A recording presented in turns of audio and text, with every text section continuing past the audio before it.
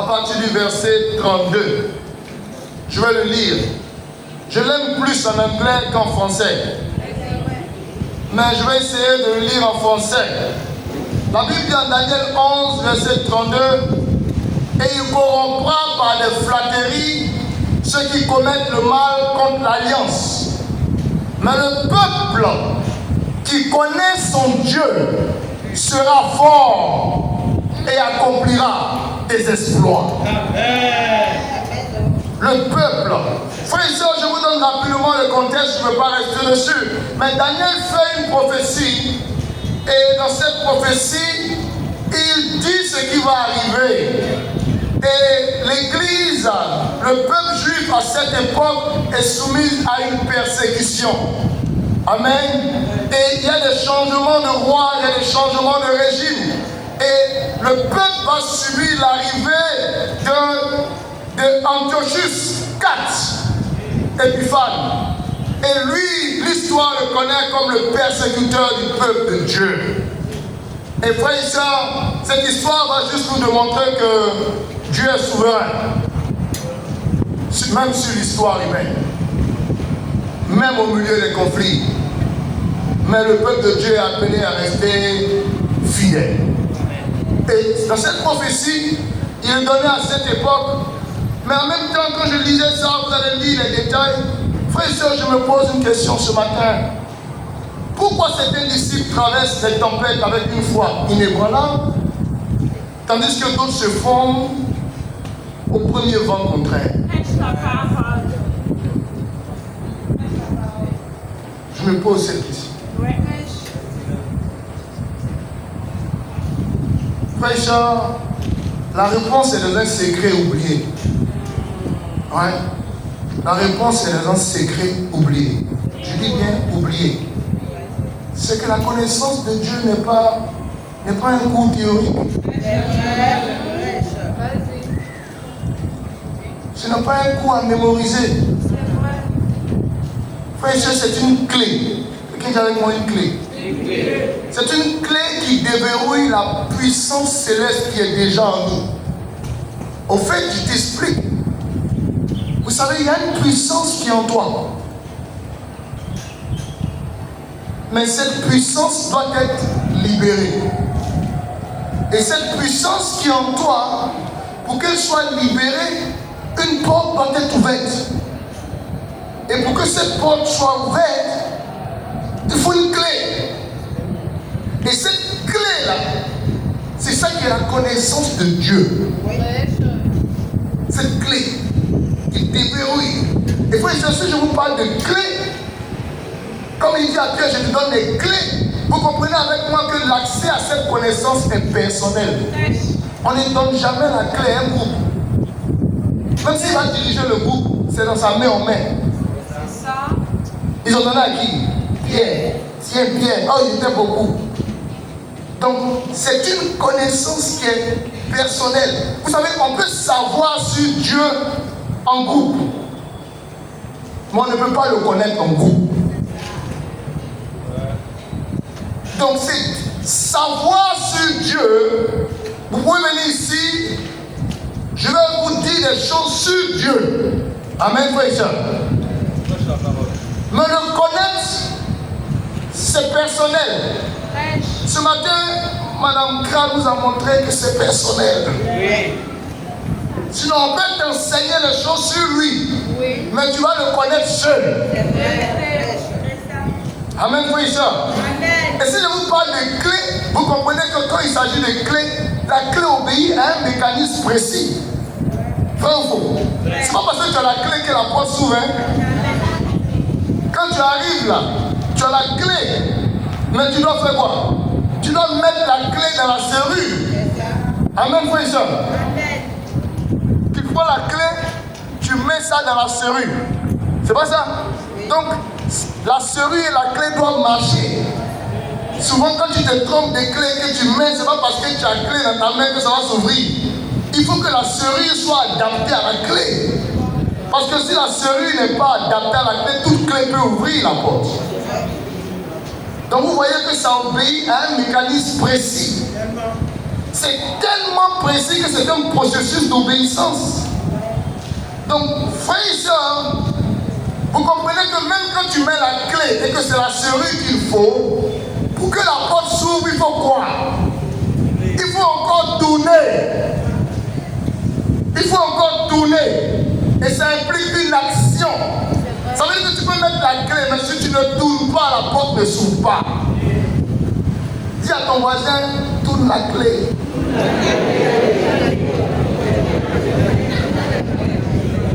Amen, frères et sœurs. Tourne la clé. Frères et sœurs, nous comprenons ce matin que la connaissance de Dieu donne la force d'accomplir des exploits. Et je dis bien, s'il le raconte là, pendant que l'Église est persécutée, il nous démontre que les exploits ne dépendent pas des circonstances. Mais les exploits dépendent de la connaissance de Dieu. Frères et sœurs, ce matin, pendant que je parle de connaissance, mon premier point, il faut écrire, mais il parle de quelle connaissance? Mais quelle connaissance? Premier point, quelle connaissance?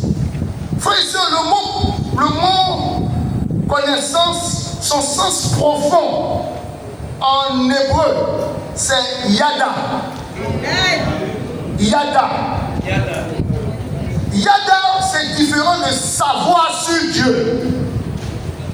Quand tu sais sur Dieu, c'est ce qu'on appelle la théologie. Théologie. Tu sais sur Dieu. Il est rentré ici, il a Abraham, Jacob, Israël. Ça, tu sais sur Dieu. Amen, frères et sœurs. Savoir sur Dieu, c'est différent d'une expérience intime. C'est différent d'une relation vivante. Je vous explique. Allons-y en Genèse 4, à partir du verset 1. En Genèse 4, à partir du verset 1, la Bible dit, je lis, la Bible dit, Adam connut Ève, sa femme, elle conçut et enfanta Caïn. Quelqu'un dit Amen. Adam a connu Ève. Amen, frères et sœurs. Donc vous voyez que ce type de connaissance, c'est une connaissance intime. Vous avez lu dans la Bible qu'on dit il connut sa femme. La connaissance. Et cette connaissance parle d'intimité. Cette connaissance parle d'intimité. Ça veut dire la relation qu'il y a entre un mari et sa femme. Quand on dit il a connu sa femme, ça veut dire qu'il a eu accès à ce qui est intime en sa femme. Ce qui n'est pas donné à tout le monde. Ce qui est privilégié, ce qui est sacré. Donc on dit il connut sa femme. Ça veut dire qu'en temps normal, tout le monde ne connaît pas ça. Et donc la connaissance dont je parle ce matin et que je vais aborder ce matin, je vais vous parler de cette connaissance qui sort de ton intimité avec Dieu. On utilise beaucoup ce terme intimité, mon intimité. Mais frères et sœurs, pour vous aider à comprendre ce matin, je vais juste vous rappeler David. Vous savez, quand David était avec Goliath, en 1 Samuel 17, verset 37. 1 Samuel 17, verset 37. David dit, quand il est devant Goliath, il dit, suivez-moi très bien. Il dit, il sait qu'ils sont le peuple de Dieu. Ou bien il ne sait pas. Il sait qui est Dieu. Ou bien il ne sait pas. Mais quand il est devant Goliath, regardez la connaissance de Dieu qu'il a. Il dit, l'Éternel qui m'a délivré du lion et de l'ours. Il n'appelle pas l'Éternel qui dirige le peuple d'Israël. Il n'appelle pas le père de Jacob, d'Abraham et d'Isaac. Il n'appelle pas le Dieu qui a créé l'univers et la terre. Il parle d'une expérience intime qu'il a vécue avec Dieu. Et donc il dit, l'Éternel qui m'a délivré du lion et de l'ours. Frère et sœurs, sa force venait d'une histoire personnelle. avec Dieu. Est-ce que ce matin, quand on dit l'Éternel dit, tu peux compléter? Est-ce que tu peux compléter? Quand je vais dire l'Éternel qui complète, tu as dit l'Éternel qui me soigne. L'Éternel, non, tu n'as pas encore expérimenté. Parce que quand tu annonces un cancer, et que 3 jours, 4 jours après, on dit c'est pas cancer. Quand on te dit qui est l'Éternel, tu n'as pas un autre nom. Tu dis l'Éternel qui, quand il y avait, on m'avait dit à l'hôpital que j'avais un cancer là. Celui qui a fait que quand j'ai fait mon deuxième test là, c'est sorti négatif. C'est de lui que je parle ce matin. Donc vous voyez, quand quelqu'un parle comme ça, il parle de l'Éternel, de son expérience intime. Malheureusement, cette connaissance-là est rare. Amen. Frère, vous savez, quand moi je dis l'Éternel, je dis celui qui m'a permis, à chaque fois, quand je marche, tout ça, il y a quelque chose qu'il a fait pour moi qui me parle tellement. Une femme, une vendeuse de bananes au marché, qui a 3 garçons, jeune femme, et qui perd son mari. Et comment faire? Elle retourne dans la cour familiale de son père.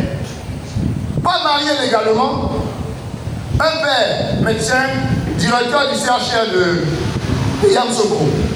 Donc vous comprenez un peu le niveau de vie où elle était. Espoir, tout. Et elle perd son mari. Et qu'elle perd son mari, pas mariée légalement, paf, vous connaissez un peu, hein? Elle doit revenir et on se retrouve à Koumassi. À Koumassi, dans la cour familiale, il y a des potes. Donc ma mère et les 3 garçons ont une pote. Et commence notre histoire. On passe des enfants qui sont à l'école catholique en face du lac au Caïman. Vous connaissez le lac au Caïman? Il y a une école qui est là, il y a une église catholique. On passe de ça et on descend à Koumassi. Mais vous voyez, de là, cette femme, Dieu va prendre ses 3. Vous savez que les 20 garçons, ce n'est pas un jeu, non? Dieu va prendre ces 3 garçons et il va lui donner un pharmacien, un pédiatre et un ingénieur informaticien. Donc, quand mes frères et moi on se trouvent là, quand on cause, on dit le Dieu qui nous a donné une carrière alors qu'on n'avait pas de père. Mais vous voyez, quand je dis comme ça, il est difficile de comprendre. Parce que quand j'ai mon bac et que j'annonce le bac à maman, elle rit en même temps, elle pleure. Parce que je prends, et puis maintenant je dois passer chez les oncles. Donc j'arrive chez un, il dit, quand on n'a pas de père et qu'on a sa mère qui t'attend, on va à l'école de police. Ou bien inscris-toi au CAFOC et tu vas travailler pour prendre soin de maman. Et la décision est tombée. Je me rappelle très bien aux 2 plateaux. Quand je sors de la maison, les instructions ont été données parce qu'il me dit, je dis, ah moi je veux faire la pharmacie. Il dit, toi tu sais quel enfant va en pharmacie? Tu connais les livres de pharmacie? Ça coûte cher. Donc rapidement, va. Quand je sors de là, frère et soeur, on m'a donné l'instruction, j'attends le concours du CAFOC, ou bien je vais à l'école de police. Voici la destinée tout tracée. Et je me cache. Je prends mes papiers et je vais faire le rang à Cocody. Je fais le rang à Cocody, je dépose et je choisis MPTC. Je suis dans le rang. Il ne sait même pas c'est quoi. Mais c'est joli, maths, physique, chimie et technologie. Il dit voilà, ça c'est pour les intelligents. Justement. Et frère et soeur, quand je finis, je vais rentrer à la maison. Il y a un ami qui dit, toi tu parlais de pharmacie, c'est pas ici. Il dit, c'est à Boba, il dit, allons-y le bus. On est dedans et on arrive. Et je dépose encore mes dossiers. Quand je finis, frère et soeur, je dis, mais l'INP, parce que je viens de Yamsoko. L'INP aussi est là. Il dit, ok, je vais faire l'INP. Et frère et soeur, quand je finis tout ça, Les résultats sortent, je suis pris aussi court à l'IMP, je suis pris en pharmacie, et c'est tout. Maintenant j'arrive et j'explique à maman, mon père à l'IMP, mais on dit que c'est 2 ans ou 3 ans, ça c'est si court. Elle dit, mais à ton âge là, après 3 ans, moi je fais quoi? Je ne peux pas payer l'école. Tu ne pourras plus avancer. Va où c'est long là. Elle dit, c'est quoi? Pharmacie. Et je m'inscris en pharmacie. Et frère et soeur, il fait de moi un pharmacien. Ça c'est un autre frère et soeur, mon petit frère n'était pas trop brillant à l'école primaire. Et par conséquent, un jour ma mère nous appelle à Koumassi. Et elle dit, Marie, si toi tu as pu partir, je pense que tout le monde ne peut pas réussir. Lui, regarde, ça ne va pas, je me rappelle tellement il me présente les bulletins. Elle dit, je suis un peu. Toi, on lance un, les 2 sont ici. Et donc les 2, mon petit frère, je le regarde, il est là. Et la décision, ma mère va voir le garagiste du quartier. Et elle lui dit, même s'il ne peut pas réussir à l'école, au moins un métier. Et mon petit frère démarre le métier. Et puis si un jour j'arrive, je le vois revenir de la mécanique. Il a commencé, il s'est changé les pneus, il s'est changé. Et c'est fini. Sa carrière c'est ça. Mais un jour, quelqu'un dit avec moi un jour. Un jour pendant qu'il revient, on a un homme qui vient rendre visite. Et il voit la visite et il dit, mais pourquoi? Il dit, je n'ai rien, mais on va ensemble à Yamoussoukro. Et Michael fait ses bagages et c'est fini pour la mécanique. Et frères et sœurs de là, aujourd'hui ils sont pédiatres.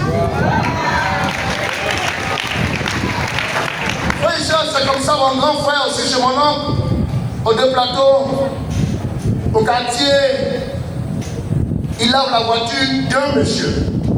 Et le monsieur l'aime tellement au quartier que le monsieur est à Boundiali. Il dit, mais tu n'as pas eu le bac? Il dit, non, ça n'a pas marché. Il dit, ok. À Abidjan, vous êtes un peu distrait. On s'en va à Boundiali. Il le prend, il part à Boundiali. Et aujourd'hui, il a le bac, il va à Yamoussoukro, il sort ingénieur en informatique. Cette femme n'a même pas su, n'a même pas vu comment Dieu a fait. Tout ce qu'on venait lui dire, c'est les nouvelles. Il nous a montré que ce que tu deviens demain ne dépend pas des témoins que tu as aujourd'hui. Frère, c'est pourquoi dans ma vie, je ne peux pas regarder ce que j'ai aujourd'hui pour rêver de ce que je serai demain.